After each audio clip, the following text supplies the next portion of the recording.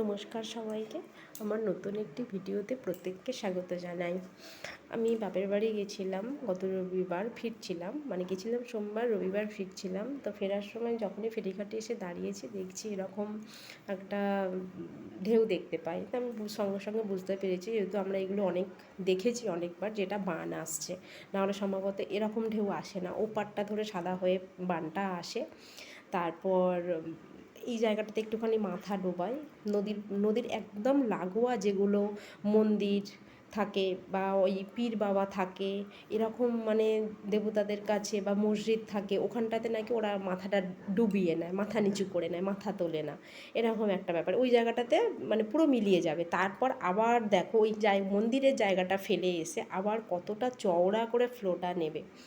তো খুবই সুন্দর দৃশ্য।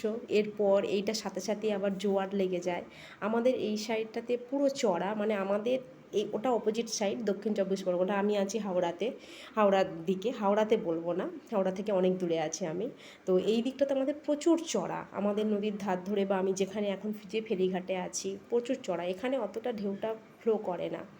তো দেখো এরপর দেখো কতটা চওড়া হয়ে আসছে। রায়পুর ফেরিঘাটের কাছে শুনেছি ভীষণ নাকি ফ্লো করে, জলটা প্রচুর ফ্লো করে, ওখানে বীভৎস হয় দেখার মতো, যদিও ওটা আমার একবারও দেখার সম্ভাবনা হয়নি।